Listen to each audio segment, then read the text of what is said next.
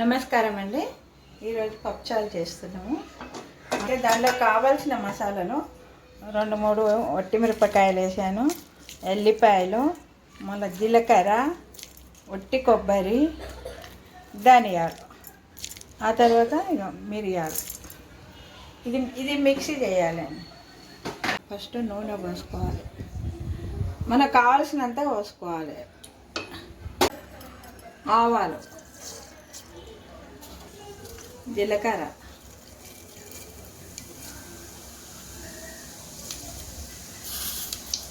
మెంతులు,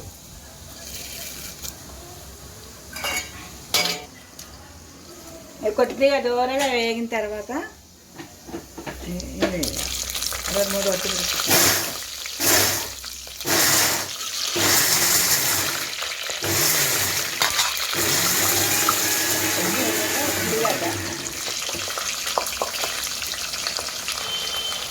తర్వాత పచ్చిమిర్చి,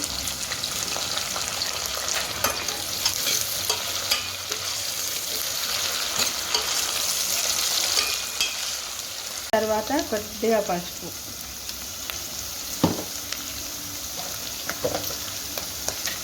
కలుపుకోవాలి.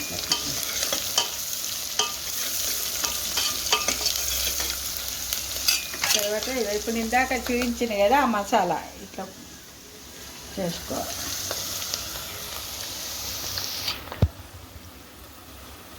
అన్నీ పచ్చి మసాలాలు కాబట్టి నూనెలోనే వేపుకుంటే మంచిగా ఉంటుంది అన్నమాట.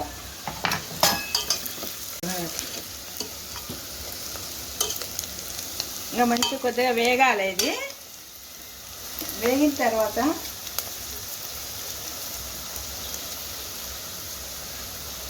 కొద్దిగా ఇంగు వేయాలి,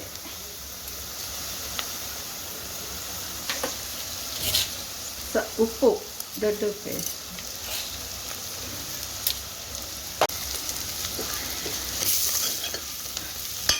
దొడ్డుప్పు ఎందుకు వేసిందంటే మేము సన్నలు వాడతాము, దొడ్డులు వాడతాము.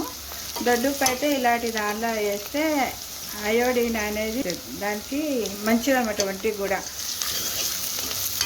చింతపండు పులుసు పిసికి పెట్టాను.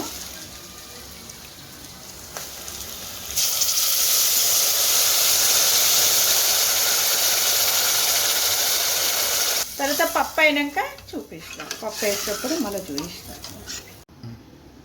పప్పు రుబ్బాడు, పప్పు కావంతో పప్పు రుబ్బుతుంది. ఇప్పుడు ముందే ఉడికించామన్నమాట.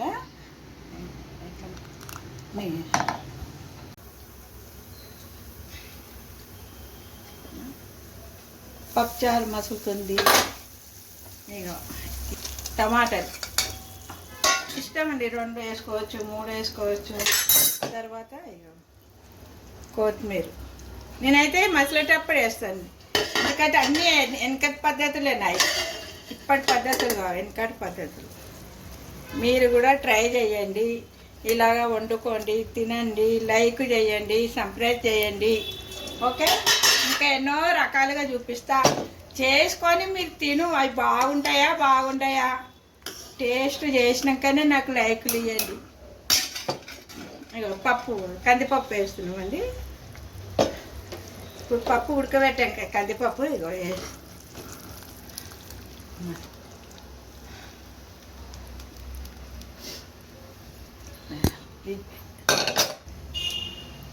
చూసారు కదా. ఇది మసిలిన తర్వాత ఒక 5 మినిట్ పడుతుంది. అప్పుడు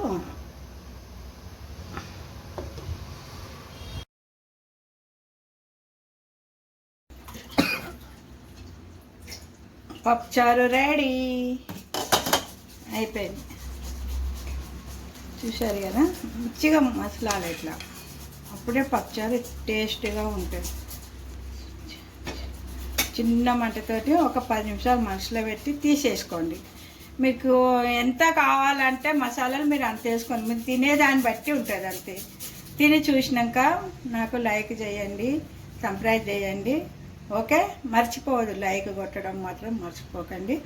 దీంట్లోకి స్పెషల్ ఏం చేసుకుంటామంటే చేపల ఫ్రై. ఈ వీడియో ఎందుకంటే చాలా టైం పడుతుంది అనమాట. ఎందుకంటే మళ్ళీ చేపల ఫ్రైకి మసాలాలు అవన్నీ రెడీ చేయాలి. అది అలాగా వీడియో పెడతాము. సాంబార్ రెడీ అయిపోయింది. ఓకే.